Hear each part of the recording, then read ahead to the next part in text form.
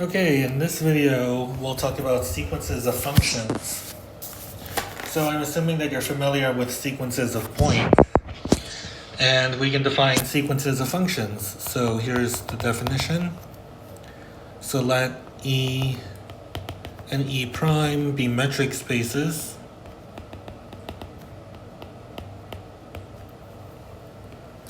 And for each positive integer n,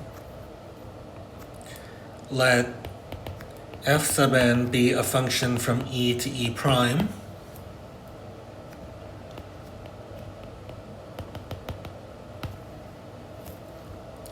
If P is an element of E, we say that the sequence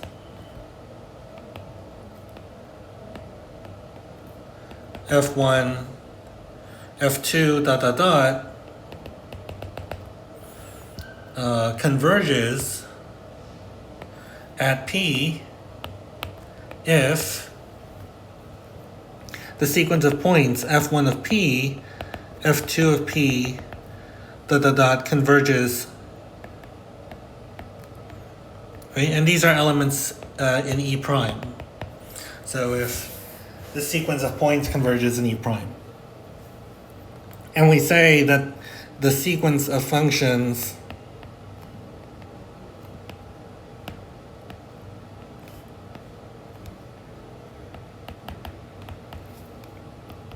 f1, f2, f3, converges on E, or just converges if, as we expect, for all points in E, the sequence converges.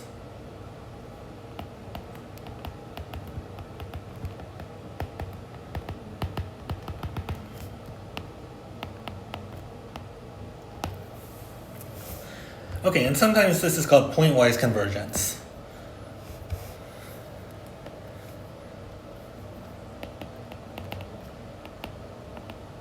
Because at each point, the sequence f1 of P, f2 of P, etc. converges.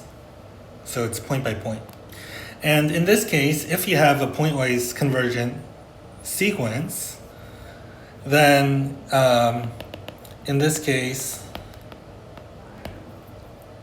we can just define the function f to be the function from E to E prime, which is given by f of P equals the limit as n goes to infinity of fn of P. Right? And we call f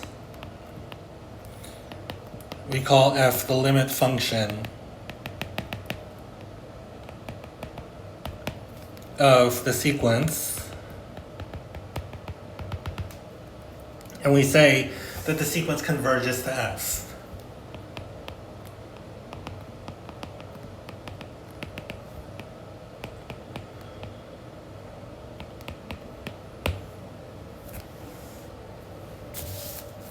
And we write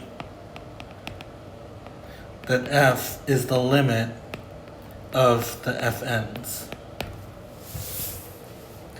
Okay, so that's the definition of convergence of a sequence. So let's just look at some examples.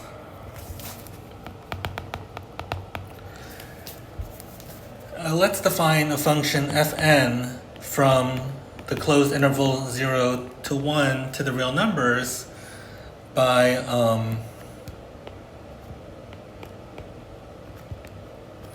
f sub n of x equals 1 minus 1 over n times x. Right, so this is the same as n minus 1 over n times x. Oops, times x. So what does this look like? So here's the interval from 0 to 1.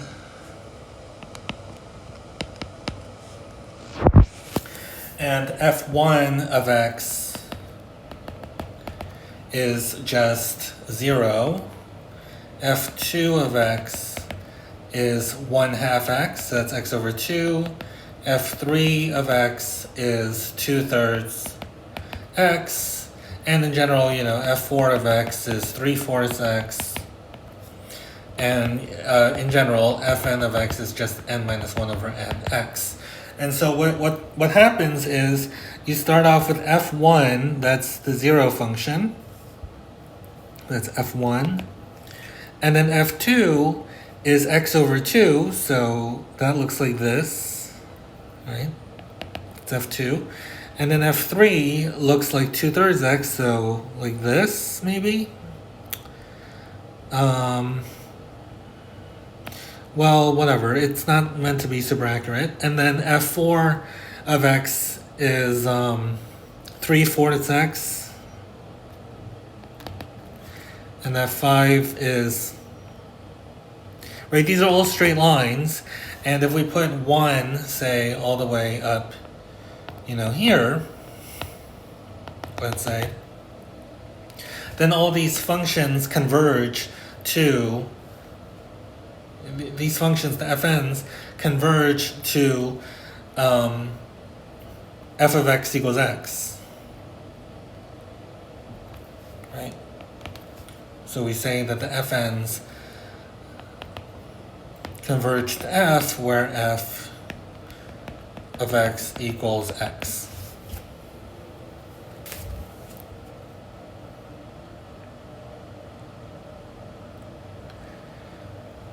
And again, we can see why this is true, because given an x between 0 and 1, each sequence, right, you have a sequence of real numbers, 0, x over 2, 2/3 x, 3/4 x, that converges to x. So for each x between 0 and 1, the fn of x converges to x. And so the function f of x equals x is the limit of this sequence. Okay. Let's look at another example. Now let's define fn, again, a function from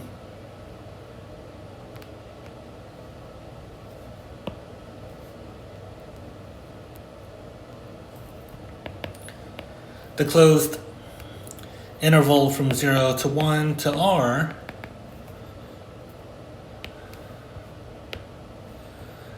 by fn of x equals x to the n.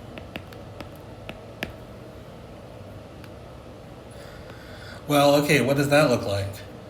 So, between 0 and 1, f1 of x is just x, f2 of x is x squared, f3 of x is x cubed, and etc. So f1 of x is just x. So let's say this is y equals 1. So f1 of x looks like this. Here's the point 1, 1. That's f1 of x. And then f2 of x is x squared, so that looks like this. That's f2.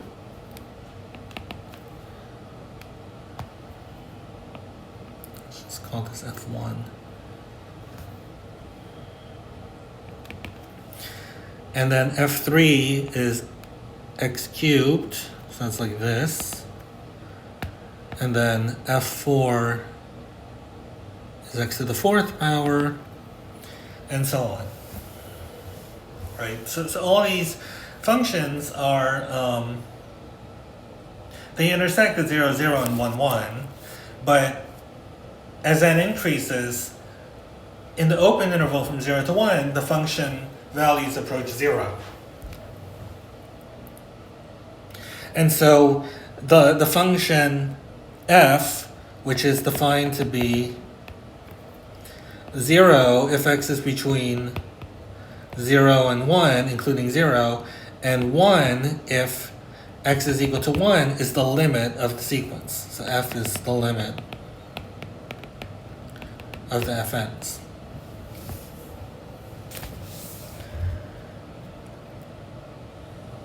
Okay? So that's pointwise convergence, and we're going to look at these two examples to understand a different notion of convergence, which is called uniform convergence. So let's go to the definition of uniform convergence. So as before, you have a sequence of functions from a metric space E to E prime. Then we say that F1, F2, F3, this sequence converges uniformly to F if, given any epsilon greater than 0, there is some positive integer n,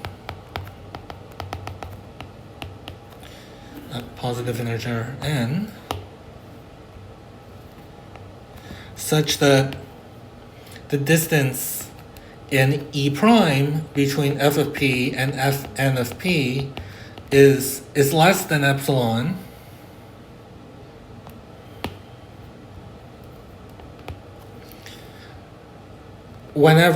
so for all little n larger than n, and for all p in E. Okay, it takes a moment to understand what this definition is saying. So let's contrast this with pointwise convergence. So pointwise convergence means that at every p in E and every epsilon, there is some n, possibly depending on p and epsilon, such that the distance between f of p and fn of p is less than epsilon. So here, the difference with uniform convergence is that n doesn't depend on p, right? This does not depend on p. In other words, we can't have one n for one value of p and a different n for a different value of p in order for the sequence to converge. If you contrast that to the definition of pointwise convergence, it says that for all p in E, the sequence converges. So that means, well, what does that mean for the sequence of points to converge? It means that given epsilon, there is some n such that for all little n larger than n, the fn of p and f of p have distance less than epsilon, right? But that n could very well depend on p.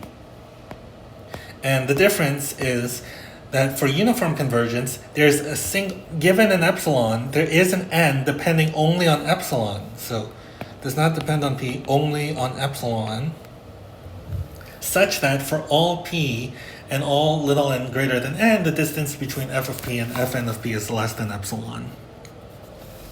Okay, let's draw a picture to illustrate this. So let's say that you have some sequence of functions and it converges to this function f. Okay. So let's say that these functions are all functions from the reals to the reals. And let's say that epsilon is greater than 0. So you have some epsilon. Now we want the distance between f of p and fn of p to be less than epsilon. So let's draw the graph of f plus epsilon. So, okay, that's not the best picture, but that's f just shifted up by epsilon.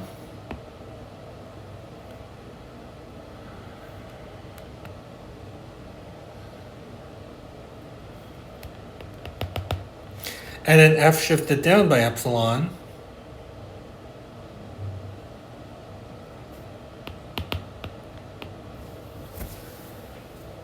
So given this epsilon, we want the n such that for all little n greater than n, the fn, the f sub little n, has the property that for all p in E, the distance between f of p and fn of p is less than epsilon. That means that for all p, fn of p has to lie between these two purple functions. So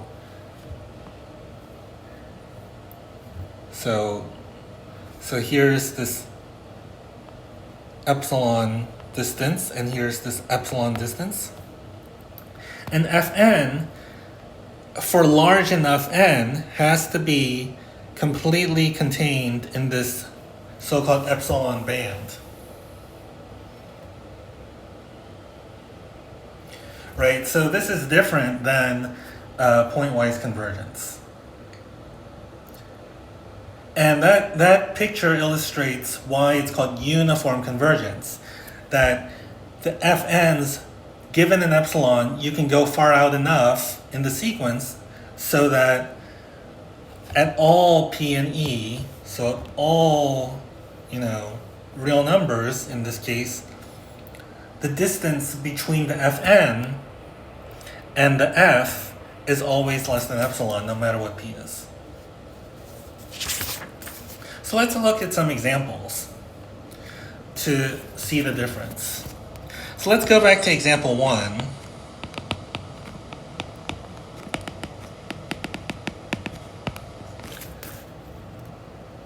Oh, by the way, if you have a sequence that's uniformly convergent, it converges, right? I mean, it just follows from the definition that if you have a sequence that converges uniformly to a function, it must converge to a function. Okay, now going back to the first example, which was the function fn of x, the fn from 0, 1 to r given by 1 minus 1 over nx, I claim that the sequence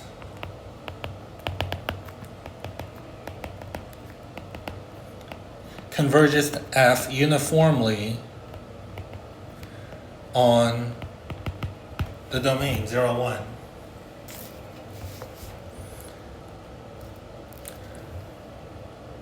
Okay, why is that true? Well, okay, let epsilon be greater than 0. So we know that for each n,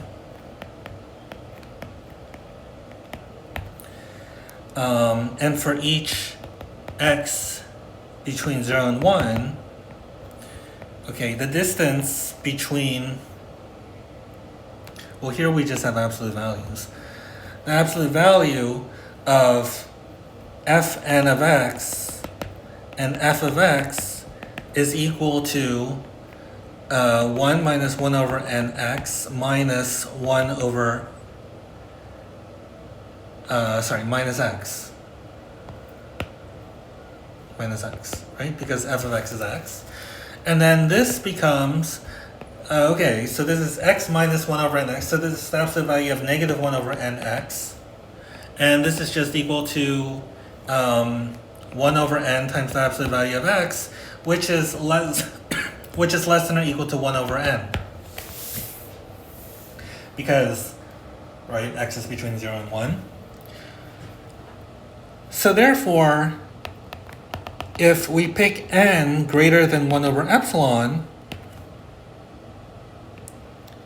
and little n greater than n, then for all x in the interval from 0 to 1, the distance between fn of x and f of x is less than or equal to 1 over n, which is less than epsilon.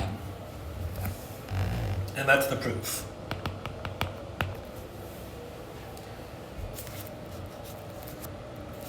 And you can see this from the picture that this is perfectly plausible, because if you have an epsilon neighborhood, for every epsilon neighborhood of f, you can kind of see that when you go out far enough, you can pick little n such that f sub n stays within epsilon of f for all x between 0